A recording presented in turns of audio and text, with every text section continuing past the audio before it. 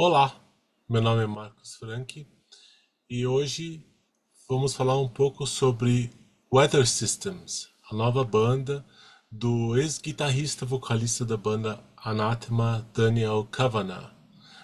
Para os órfãos das melodias transcendentais e das composições viscerais do Anathema, o hiato iniciado em 2020 deixou um vazio que poucas bandas conseguiram preencher. No entanto, a música tem seus próprios caminhos de cura e transformação. O guitarrista e compositor Daniel Cavanagh, ao lado do baterista e produtor Daniel Cardoso, retorna ao Brasil não apenas para revisitar o passado, mas para apresentar o próximo capítulo dessa linhagem sonora, o Weather Systems. O nome que remete a um dos álbuns mais icônicos da carreira de Cavanagh, junto ao Anathema, agora batiza um projeto que mantém o DNA emocional intacto, mas expande seus horizontes. Com o álbum de estreia Ocean Without the Shore, lançado em 2024, o grupo mergulha em texturas de rock alternativo e elementos eletrônicos, sem nunca abandonar as melodias evocativas que se tornaram sua marca registrada. Às vésperas da apresentação no Carioca Clube em São Paulo, no próximo domingo, dia 8 de fevereiro, conversamos com o Daniel sobre essa nova fase, a responsabilidade de carregar o legado de hinos que falam sobre amor, perda e esperança. E o que os fãs podem esperar dessa noite que promete ser uma celebração entre os clássicos atemporais e o frescor do novo material. Com vocês, Daniel Cavanagh.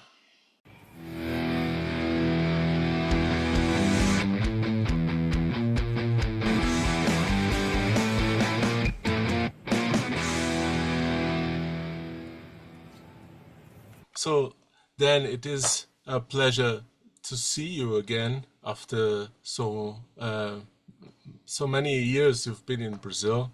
How are you feeling? Good. Yeah, I'm good. I'm playing a lot of guitar right now, getting my Hetfield right hand practice. I'm doing that like every day now, just for fun, because I've written the next album, almost all of it. And I don't really have to do much of that now because I wrote it over the summer. So I've just been like, just playing an imaginary Metallica set list and just getting like Master of Puppets. I can't do it properly, I can't do it the way he did it, but I'm getting closer. I love your vibe. You have like long hair and painted nails. It's kind of different the last time I saw you, at least on stage. Um, it, is it something new you're bringing also with weather systems? It's not about the band, it's just me. Oh, it's you. Okay. Yeah, it's just me. And what kind of music are we going to bring with weather systems? Is it just Have you heard the album? Have you heard the album Ocean Without a Shore? yes? Is it like um, Have you more? heard this record? Did No, you listen to it? You didn't listen to it. no. Okay. Well, it's going to be several songs from that record and lots of Anathema classics as well. All songs that I wrote. And it starts with an Anathema song, a very famous one. It ends on a very famous Anathema song. There's lots of them. And there's lots of songs from the Weather Systems album as well. And this weather systems album was released. Is it like the first weather systems record, right? Yes, it is. Yes. It released last year, okay, right? Yeah, I think it was. Yeah. Yeah. And Yeah. how was it like composing new music for this Well, album? to be honest, most of it was written for the Anathema record that we never made. So all I had to do was make a couple of new songs and finish some lyrics. And it's heavier than Anathema would have been. There's a song on there that starts the album called Synesthesia, which is super heavy. and Anathema vetoed that song because it was too metal. So when it became my record, I just put it as the first song because there was no limitations then. So I don't have a problem with really heavy guitars. I like it. So, you know, it was good fun to make, and even better to tour when we did the tour for that album. That was like really healthy, and it put my heart back together. It was really good. Interesting. When you say that Anathema did not approve more metal songs, That even though song, that one that song one, in particular, that one, Synesthesia, yeah, we would never have made that if it was an Anathema record. Not like that. It is interesting when you have like a background by Anathema that was so Yeah, but it's dark. Vincent. Vincent doesn't like rock music anymore. Not really. Oh, okay. He doesn't play guitar, and he doesn't like making rock music. It's just how he is. He's comfortable in a different field. He's more himself in electronics, I think. That's where he feels more like himself. You know. But I love the guitar. I always will. You know. I'm a good player. When you think about the cover and the title of the band, Weather Systems, how did you come to this combination with cover and the title and the name of the band? Yes, the name of the band.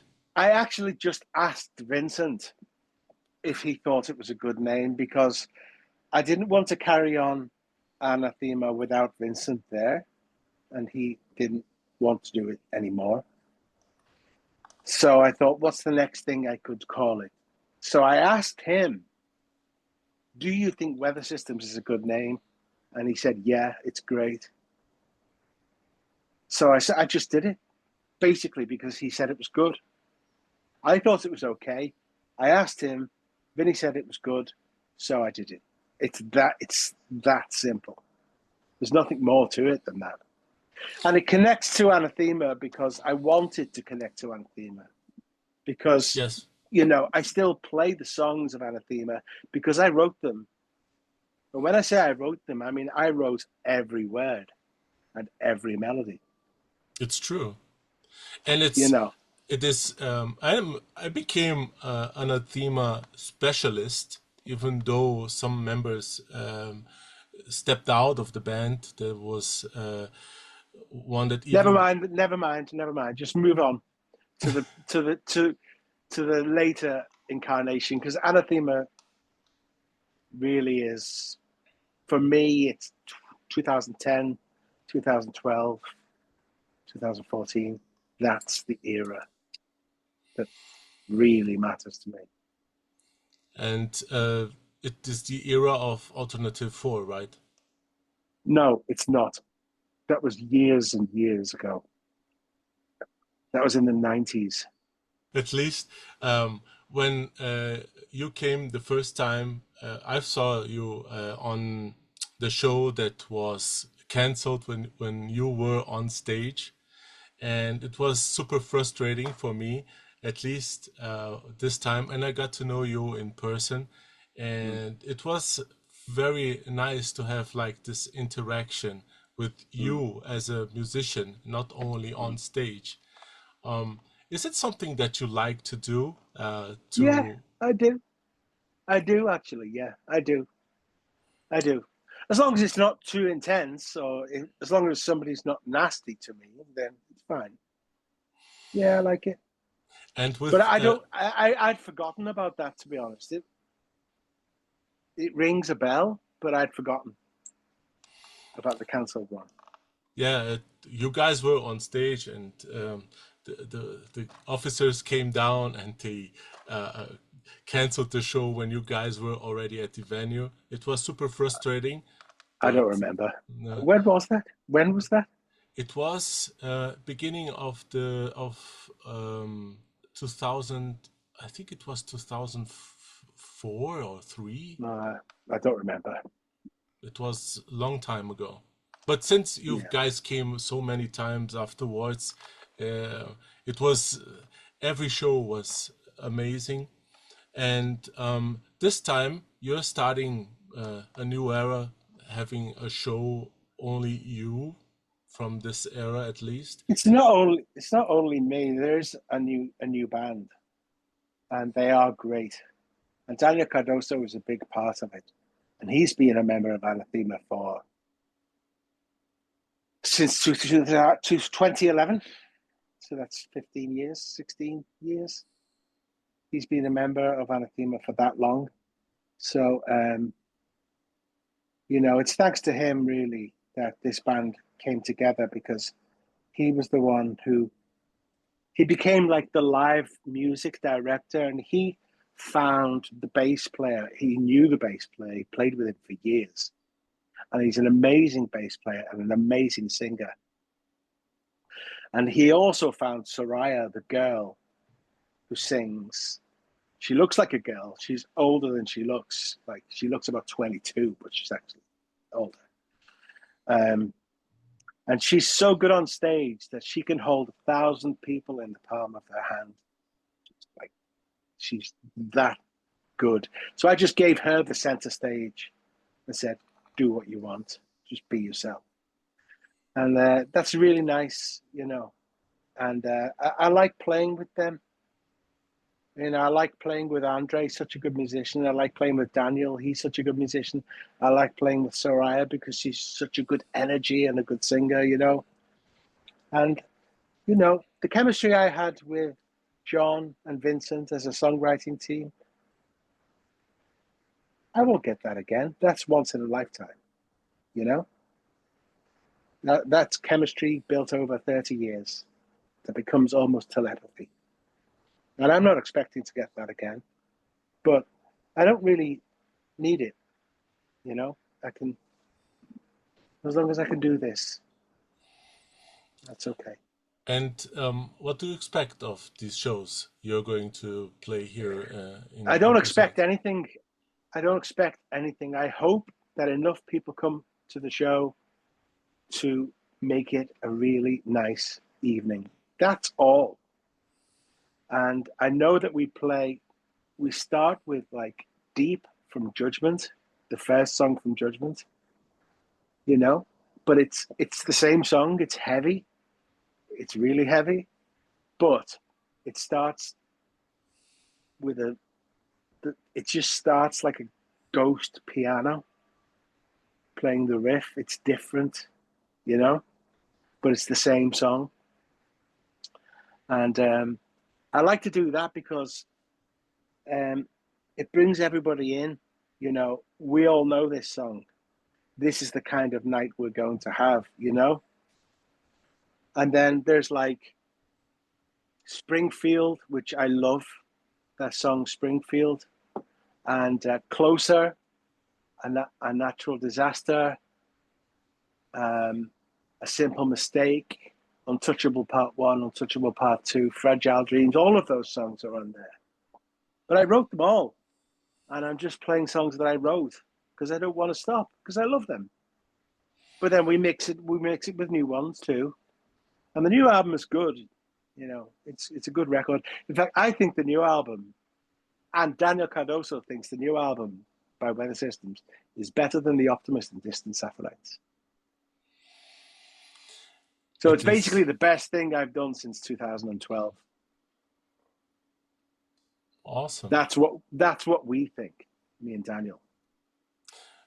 And when you think about people that think about seeing Weather Systems, do you think it's already established as something new and something that will be different? I think we need to prove with the next album that it's not a fluke.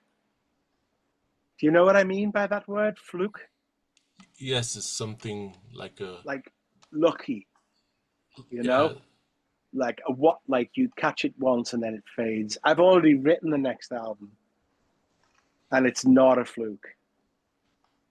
And when people hear that record, they'll say, okay, this is serious, you know. But I can't control how people react. I can't control if they buy tickets. I can't control if they like it. All we can do is do our best.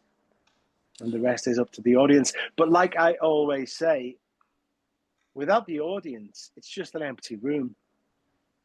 So it's the audience that makes the difference, you know? The music has to be good. We have to deliver, but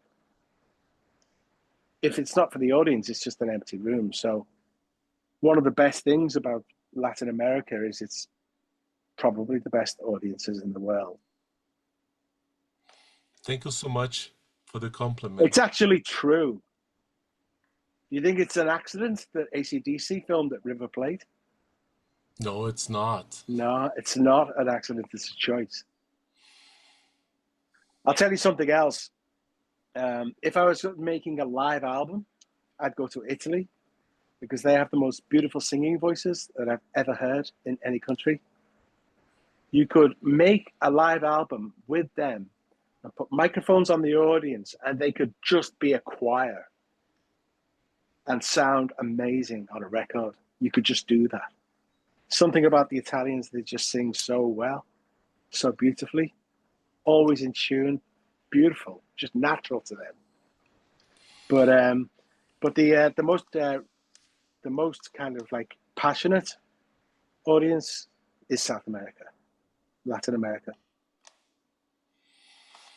And we, at least Latin America is considered like one of the most passionate about music.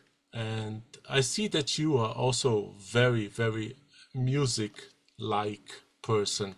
You inspire music. Do you think this is something that tunes in? Somebody else asked me a similar question. Why is it popular in Latin America? And I said, maybe it's because it's music of the heart. You know, what we did and what we do now. It comes from here. And you are passionate people, you know? And I love Hispanic culture. I just love Hispanic culture. I know Brazil is Portuguese, but, you know, similar. And Brazil will be great because our band is Portuguese, so they'll be able to talk all day. But I love Hispanic culture. I love its influence around the world, its influence in America. I just love it. I don't know why. I just do. I love Spain. I love the influence of Spain around the world.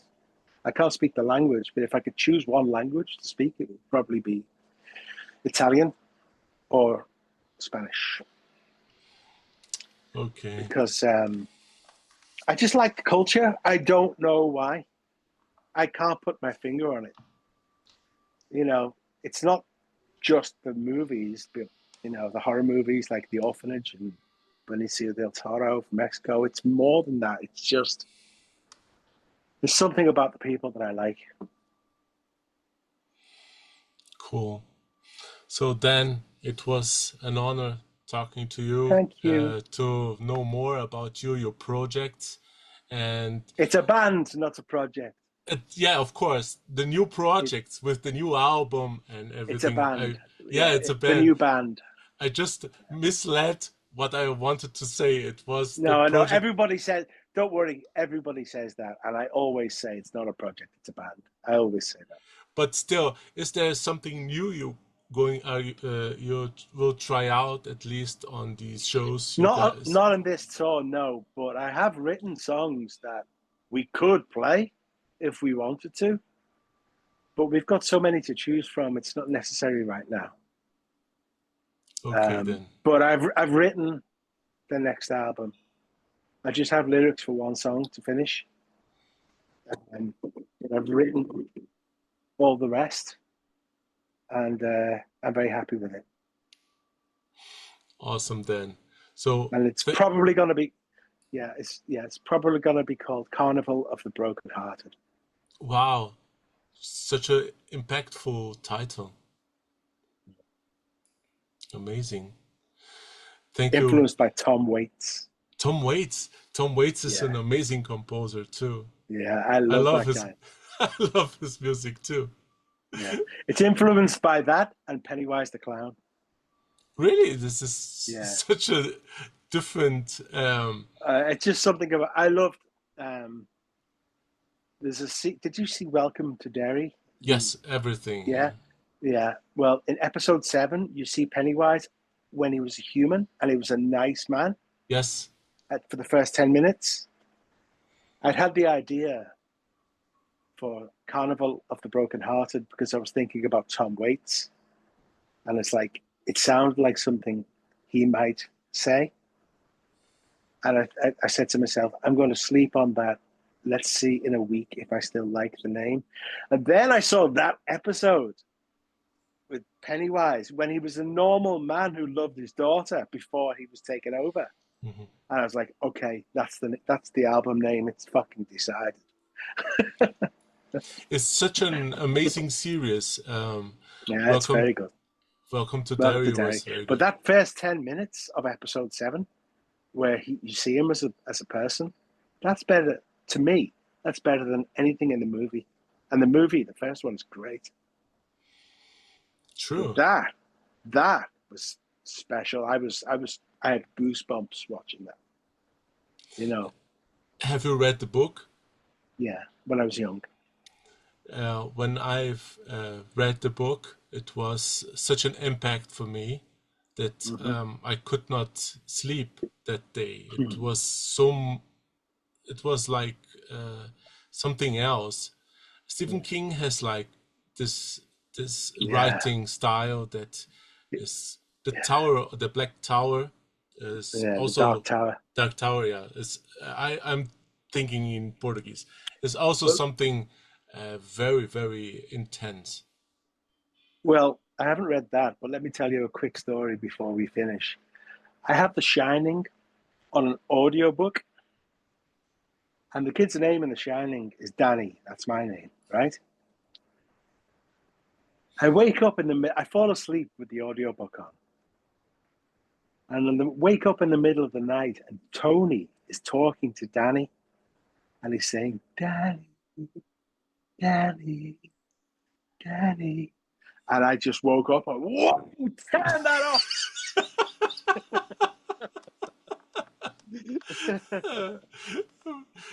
This is horrible. I could not sleep after that. I know, but it's a really good book, and I actually love the film. I know Stephen King doesn't love the movie, but I love it. I think it's one of the greatest. Dr. Sleep is great, but The Shining is one of the best horror films ever made. But Dr. Sleep is better than The Shining. No fucking way. The book, not the book. Yeah, the book might be. I haven't read the book. The film isn't. Well, it's very good. It's very good. It's very good, and I love her. You know, the Swedish actress who plays Rose the Hat. I forget her name right now.